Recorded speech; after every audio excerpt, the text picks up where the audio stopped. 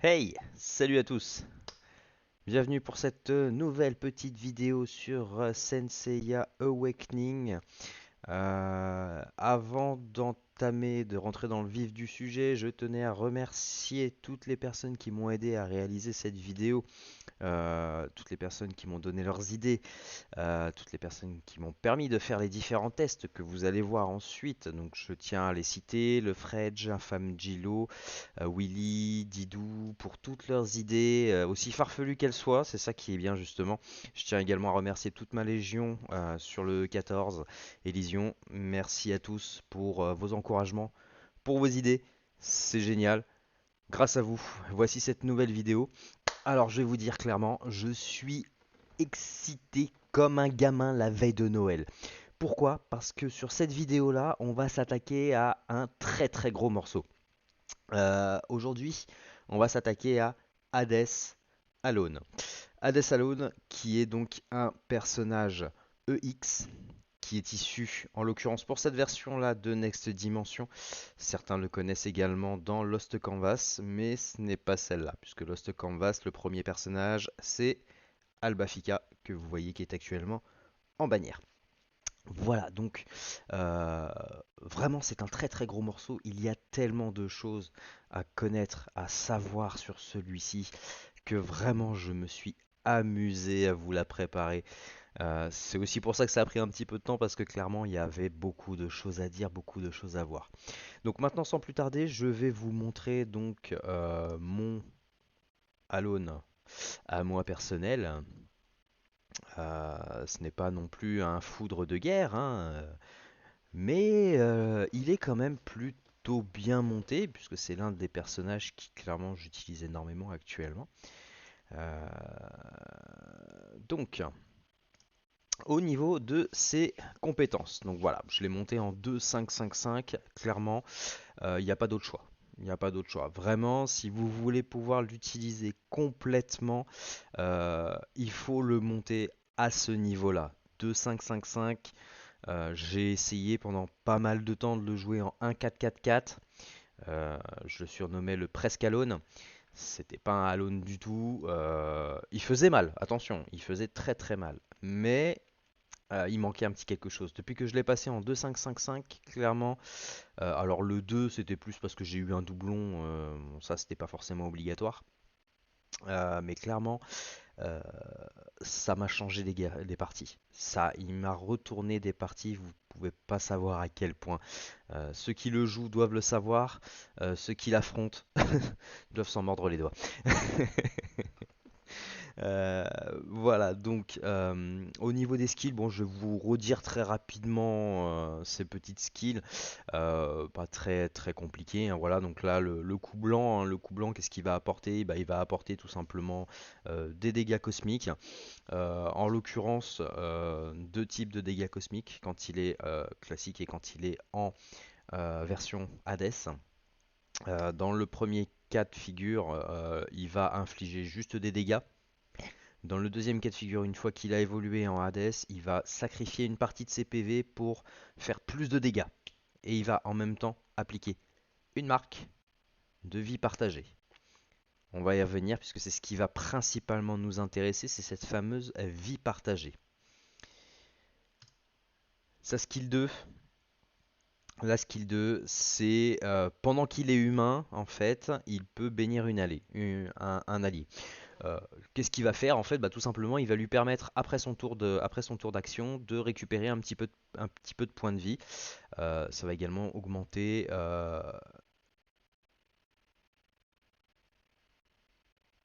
sa puissance. Excusez-moi, j'ai un petit peu bugué. Ça va augmenter en fait son taux d'évolution. On va y revenir. Quand il est en mode Hades, il a la fonction qui s'appelle réflexion. Cette fonction permet de pouvoir échanger sa vie avec un adversaire. Euh, Pareil, on va y revenir après. La skill 3, c'est certainement la plus importante. Euh, Pourquoi la plus importante? Tout simplement parce que elle va agir comme un debuff. dans le sens où cette skill va tout simplement, pendant qu'il est en version humaine, euh, il va réduire ses dégâts de 40% au niveau 5. Et là où ça devient très dangereux, c'est au moment où il se transforme en Hades. Cette fonction se transforme en jugement. Le jugement, comment ça fonctionne? On m'a mis au défi de vous l'expliquer facilement. Vous me direz après ce que vous en pensez.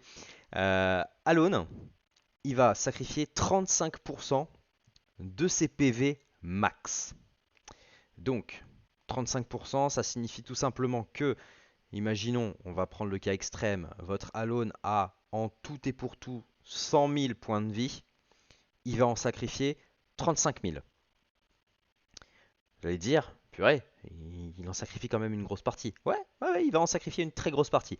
Mais tous ces points de vie sacrifiés vont se transformer en bouclier.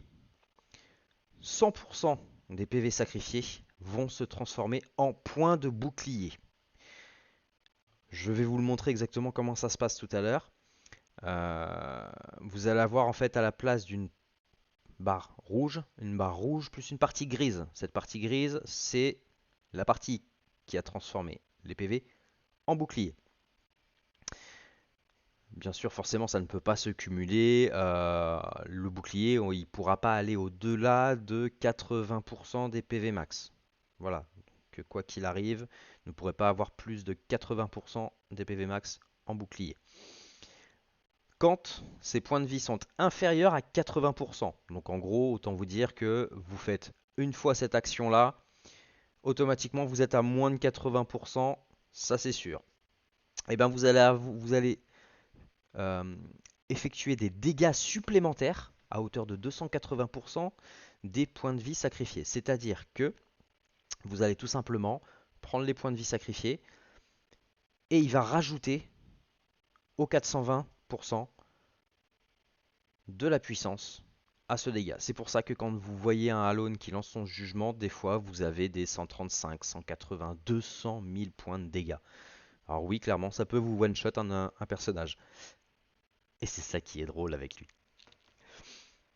Voilà pour cette skill. Alors qui oui, certes est un petit peu complexe comme ça, mais une fois qu'on commence à l'utiliser, finalement on s'embête plus à faire des calculs. On y va, on l'utilise. La dernière, c'est lignée. Donc lignée, en fait, c'est la skill qui permet à Alone d'évoluer en mode Hades. Au départ, on se disait que c'est vraiment intéressant finalement de la monter le plus haut possible, le plus rapidement possible. Oui, c'est très intéressant parce que tant qu'il reste en forme humaine, en fait, il est très fragile, quoi qu'il arrive, et il ne fait pas du tout de dégâts puisqu'il n'a que son coup blanc. Et le coup blanc, on l'a vu, c'est 110% de dégâts. C'est pas énorme, c'est vraiment pas énorme. Donc du coup, forcément, il faut qu'il monte très rapidement. Euh, Moi, je vais vous montrer euh, la team principale dans laquelle je joue et pourquoi je joue cette team.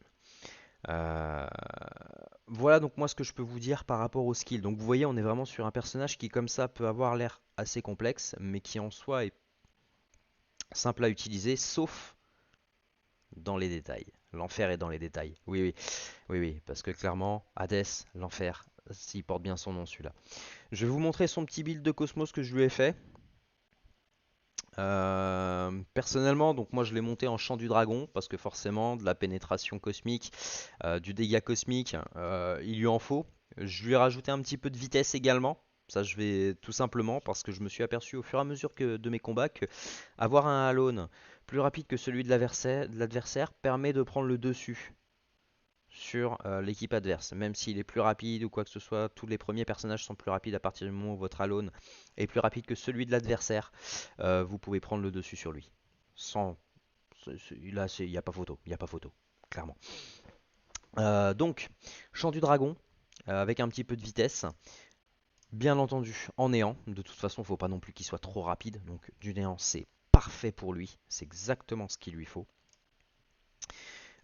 Comme je vous l'ai expliqué dans la vidéo sur Doko, moi j'ai tendance à construire mes builds sur les conseils justement de mes compagnons de la Légion Elysion. Euh, un personnage cosmique, je vais mettre des jaunes, de la défense inverse de leur effet de base. Donc ils sont en cosmique, donc forcément, il est cosmique, donc forcément, moi je vais le construire en résistance physique. Un maximum de PV, parce que ça peut être toujours très intéressant avec lui. Arbre de résurrection. J'ai l'impression que ce cosmos, il a été fait pour Alone, mais vraiment, vraiment réservé pour lui. C'est-à-dire que euh, cet arbre de résurrection, qu'est-ce qu'il va faire? À partir du moment où Alone va avoir des dégâts mortels, donc en gros un coup qui aurait dû le tuer, il ne va pas mourir. Il va rester à 1 point de vie. Par contre, il va prendre 200% en vitesse. Donc autant dire que comme il agit en dernier, si il meurt, il va réagir dès le début du tour suivant. Ou alors, si un adversaire joue son tour d'action et vous le tue, il jouera tout de suite après. 1 PV. Retenez bien ça. 1 PV. Je vous ai parlé de la skill qui permettait d'inverser les points de vie. Et ben voilà. Vous avez un PV, vous avez un personnage en dessous, en face, qui est full vie. Vous inversez vos PV, il se retrouve à 1 PV, vous vous retrouvez à 100%. C'est du petit bois après. Vous l'éliminez de la map et c'est réglé. On n'en parle plus. Allez, next. Donc voilà moi comment je les build. Donc clairement, on est sur un personnage qui nécessite d'être monté un minimum. Comme je vous l'ai dit, 2-5-5-5. Clairement, ça m'a pris à peu près 3 mois à pack, un maximum de tomes pour pouvoir le monter. Comme je vous l'ai dit, je suis un petit cash player. Euh, Clairement, j'ai pas les ressources nécessaires pour monter un SS 5555 Day One. Je ne suis pas un jamirien, voilà. Donc du coup, j'ai fait avec mes petits moyens et j'ai mis quand même pas mal de temps. Donc maintenant, ce personnage, comment on va le jouer? Ce personnage-là, on va le jouer dans une team avec du contrôle, avec de la résistance. Et il a actuellement, surtout avec la sortie de son RC, un combo qui est plutôt mortel. On se rappelle de la petite team Pupute avec Puck, que je continue toujours à jouer, euh, malgré les recommandations de certains. Voici la team dans laquelle je vais jouer Alone. Donc clairement, c'est une team que vous avez déjà certainement dû rencontrer en face.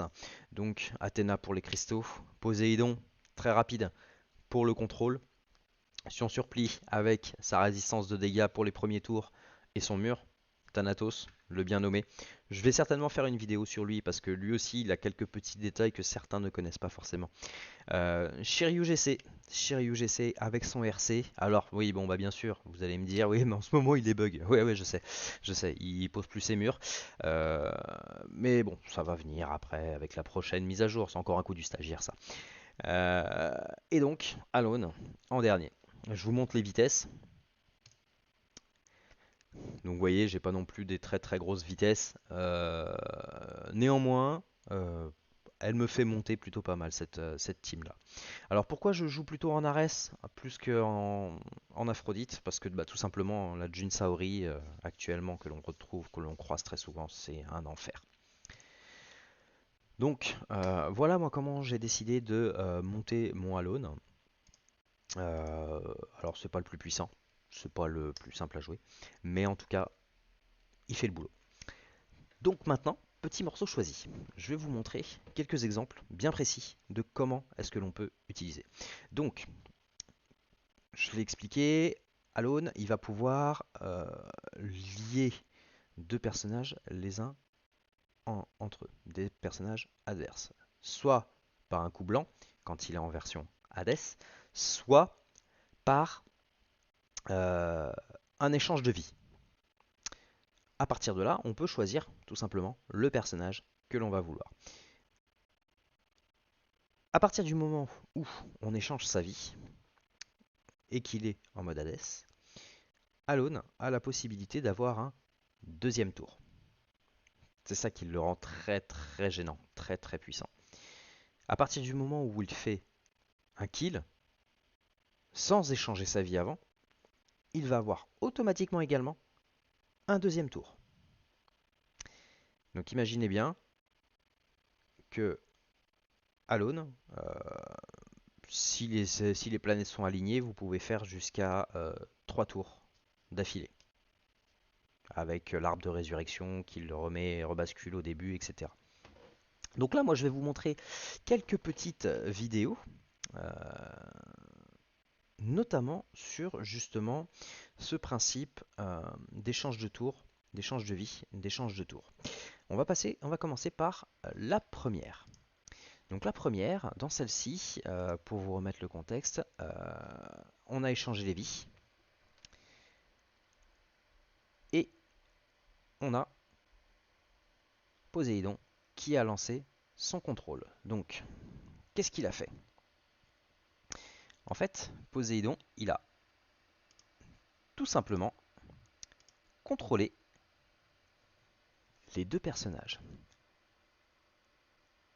Paf! J'ai visé, j'ai canon, automatiquement CAMUGC, qui était également dans le lien, comme vous pouvez le voir, les deux ont été contrôlés. Donc ça, c'est l'un des gros points forts d'Alone, c'est que justement, les deux personnages qui sont liés vont pouvoir être joints comme ça. Mais derrière, qu'est-ce qui va se passer? Eh bien, il va se passer que on va avoir un double tour. Donc là, on va voir. Vous allez voir. On va d'abord contrôler. Donc là, les deux sont gelés. Qu'est-ce que je fais? Je vais attaquer. Je lance un jugement. Le jugement, il ne me tue pas le personnage que j'ai visé, mais il me tue le deuxième. Ça me donne un deuxième tour. Je peux à nouveau jouer. Et paf. Fin de la partie. Donc vous voyez, alors clairement ce ne sont que des mises en scène, hein, on va pas non plus se mentir, hein, c'est des personnes qui m'ont aidé justement pour faire tous ces tests. Donc voilà, là c'est l'un des gros points forts de Alone, il est là, c'est que justement tous les contrôles que l'on va faire euh, sur lui, grâce à lui pardon, grâce au lien, tous les contrôles vont pouvoir être répercutés sur la deuxième. Donc quand je parle de tous les contrôles, je parle euh, des cauchemars de hypnose, je parle du silence de Shaka, de la prêtresse. Je parle du glace, du glaçon. Je parle également du gel de yoga armure divine. Tout ce type de contrôle-là vont être automatiquement répercutés sur le personnage qui a le lien. Tous, sauf, forcément, sinon c'est pas drôle, il y a quelques exceptions quand même. Euh, le triangle, de canon du dragon des mers. L'exil de Éac. La calamité de Pandore commandante. La sortie d'âme de Aldébaran GC. Ces quatre contrôles-là ne fonctionneront pas en double.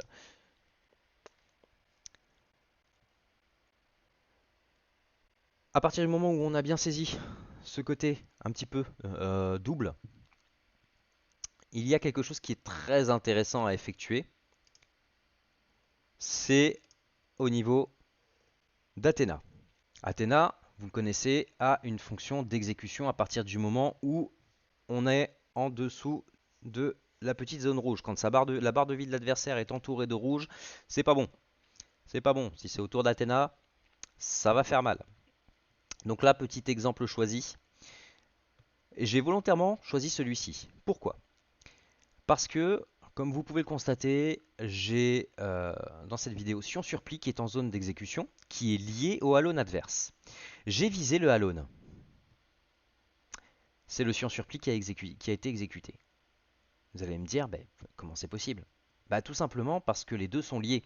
Donc si l'un des deux est en exécution, automatiquement si je vise le deuxième, il sera exécuté. Ça signifie quoi? Ça signifie tout simplement que si le personnage qui est en mode exécution est planqué, un G-canon, euh, un Alone, qui a un certain nombre de points de vie, va se cacher automatiquement. Euh, un voile d'Aphrodite, par exemple, bah, si l'un de ces personnages est comme ça, mais qu'il est lié à un autre qui lui n'est pas masqué, il pourra se faire exécuter quand même. C'est très vicieux, mais ça marche comme ça. Et c'est ça qui est très fort.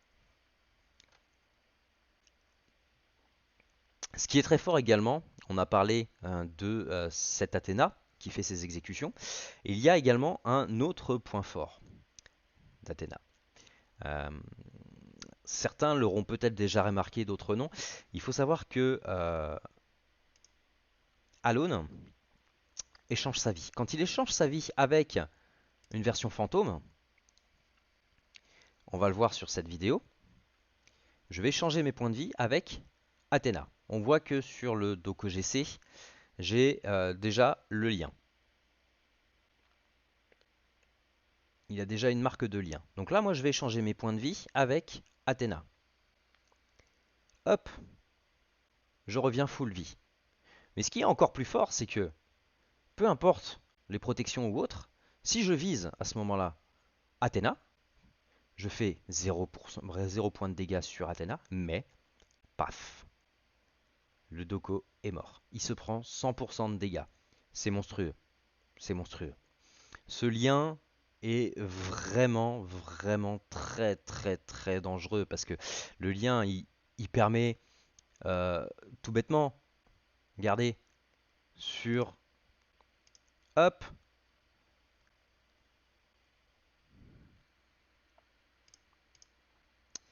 tac, je me suis trompé de vidéo. C'est celle-là. Hop, un œil de Thanatos.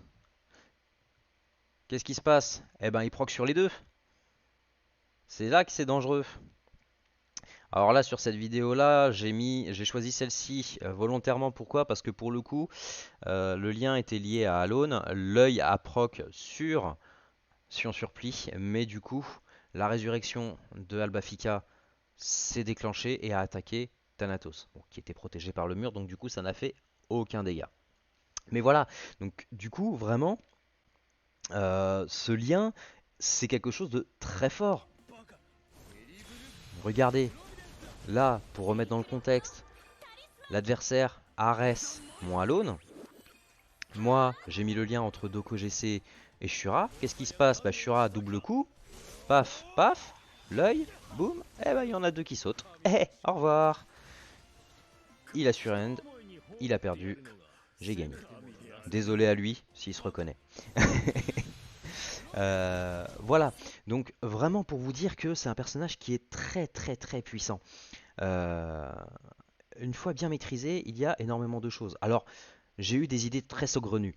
Je vais vous en partager quelques-unes. Par exemple, on m'a parlé du lien avec Camus GC. Camus GC se met dans son cocon au début du tour. Qu'est-ce qui se passe si je le lie à un autre personnage et que je l'attaque? Eh bien ça, j'ai la réponse pour vous. Regardez.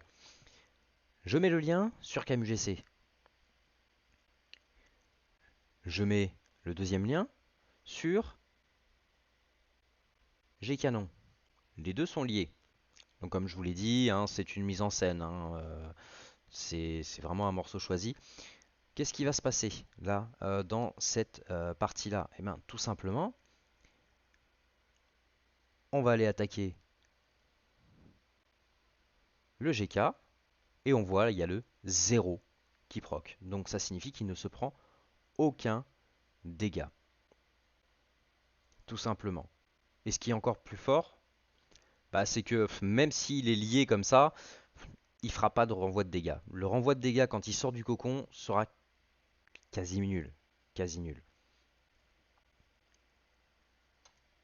Là, ce sera encore plus parlant avec Thanatos qui va attaquer avec son coup à 2, où on voit que G-Canon prend très très cher, mais que par contre, le KMGC, lui, rien du tout. Donc on va attendre un petit peu l'arrivée de son tour quand même, parce que ça va être intéressant de voir la quantité de dégâts qu'il va faire quand il va sortir de son cocon, puisque techniquement il n'a pas été attaqué là, on est d'accord. Je n'ai attaqué que le G-Canon en face. Donc du coup, hop, on laisse le Shiryu GC attaquer, hop, on pose une marque de Shiryu GC, il sort et on peut voir que ça n'a fait strictement aucun dégât. Voilà, donc petite idée qui aurait pu traverser l'esprit, c'est ça marche pas. Voilà, tout simplement. D'autres choses que l'on m'a proposé de vérifier. Le partage de soins. Imaginons que un personnage soit lié avec un autre et qui soit sous le bouclier de Shiryu-GC. Shiryu-GC, sa nouvelle skill, quand il soigne, qu'est-ce qui se passe? Il ne se soigne plus que lui tout seul, il soigne également ses camarades qui sont sous le bouclier. On a pu voir que Kamu-GC a été soigné, mais que GK n'a pas été soigné. Qu'est-ce que ça nous indique? Ça nous indique tout simplement que le lien fonctionne en notre avantage, à nous qui avons posé le lien, mais pas à l'avantage de l'adversaire qui subit le lien. Tout simplement. Voilà. Bon, ça c'était une petite idée. Autre petite idée. Alors celle-là, je me suis amusé vraiment à la faire celle-là. C'était mon idée à moi. Je me suis dit, mais pourquoi pas? Bah, malheureusement.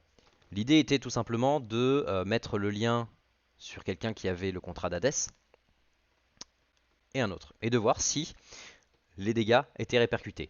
Le tout avec un POG qui va rediriger les dégâts vers Hadès. Donc là, on va attaquer Hadès. On voit que Alone se prend des dégâts, mais que Poséidon, lui, ne se prend aucun dégât en retour.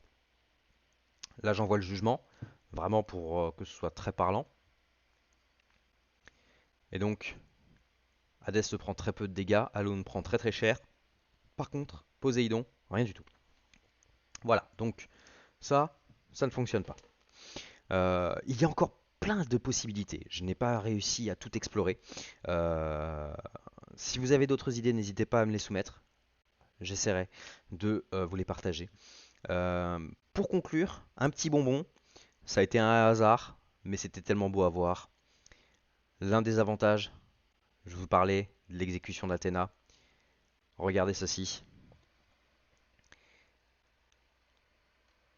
On a G-Canon et Sion Surplis qui sont tous les deux en position d'exécution. Bah, qu'est-ce qui va se passer? G-Canon est caché, pourtant. Eh ben, une petite exécution d'Athéna. Bye bye les deux personnages. Oui, j'étais tellement excité que j'ai même hésité un petit peu à cliquer. Je me suis dit, est-ce que ça va vraiment faire ce que j'avais envie de faire? Mais j'étais tellement content de voir le résultat. Et là, on voit très bien que les deux personnages sont bien pris dedans et les deux personnages disparaissent.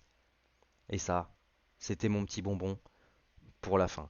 Voilà, j'espère que cette vidéo vous aura plu à tous.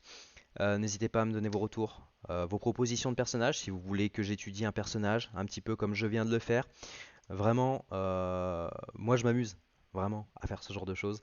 Donc n'hésitez pas, demandez-moi. Moi je le ferai avec plaisir. En attendant, je vous souhaite à tous une bonne nuit, ce qui est quand même un petit peu tard. Continuez à vous amuser sur ce jeu, continuez à me suivre, ma chaîne YouTube, mon Twitter, je serai là, je répondrai à vos questions. À bientôt.